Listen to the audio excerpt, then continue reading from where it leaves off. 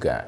Now, Kenya has over the years been dogged by contraband sugar scandal, with sugar unfit for human consumption finding its way in the Kenyan market, putting the lives of millions of Kenyans at risk. President William Ruto on Wednesday suspended 27 government officials following accusations of irregular release of condemned sugar. The consignment was earmarked for destruction in 2018, a year that Kenyans were also treated to circus as a joint parliamentary committee that was investigating the presence of contraband sugar in the country. Our reporter William reports on the safety of sugar imported into the country, ready for consumption by Kenyans. As Parliament was investigating the alleged importation of illegal and contaminated sugar in 2018, another consignment already condemned as unfit for human consumption was being released irregularly into the market. The consignment, imported from Zimbabwe, was to be destroyed but somehow found its way into the market. This information coming into light 4 years later after President William Ruto cracked his whip on 27 government officials allegedly familiar to the matter. The suspension of 27 officers drawn from 11 government agencies pending completion of investigations into the matter is the first step as the DCI investigates the possibilities that the sugar is already on sale. This is not the first time that reports of such contrabands finding their way to the market are being highlighted.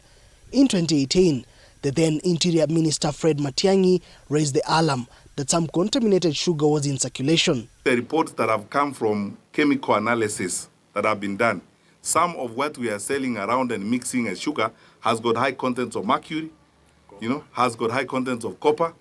No wonder you have the cases you have around the country, whether they are related to cancer or what have you. We have just been selling, and people are making money, out of that, making money. This led to the formation of a joint parliamentary committee led by Kanini Kega, whose report was however shot down by members of parliament. Mr. Speaker, the sugar is therefore the one that didn't meet the standards is therefore not fit for human consumption. In respect to heavy metals, laboratory results analysis revealed that copper, lead, and arsenic contamination were within the standard specification for brown and light sugar.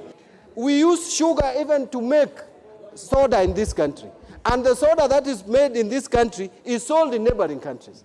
Mr. Speaker, you are in a sense, if you are saying that our sugar has mercury or is poisonous, you are in effect telling even those who are importing processed goods made of sugar from this country that they should be careful. There's a big problem here. The shelves are giving us things that can make me start to stagger and say other things that I'm not used to be saying, Mr. Speaker. And you know that sugar is even used in beer.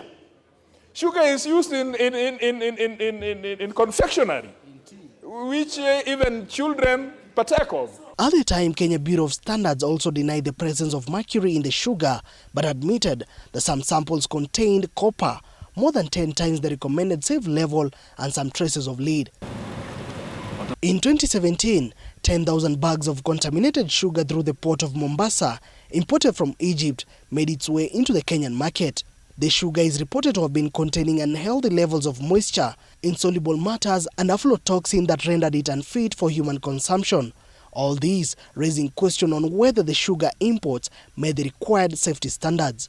Kenya imports up to 300 metric tons of sugar from other African countries, commonly Westini, Zambia, and Mauritius, which dominate Kenya's duty-free sugar to bridge the deficit gap. As Kenya's sugar production capacity stands at a combined 520,000 metric tons. Already changes at the Kenya Bureau of Standards have been effected, with Esther Ngari taking over as the acting managing director, Bernard Guyo taking over in acting capacity the role of the Director Quality Assurance and Inspection. William, TV 47. Thank you, Mwege.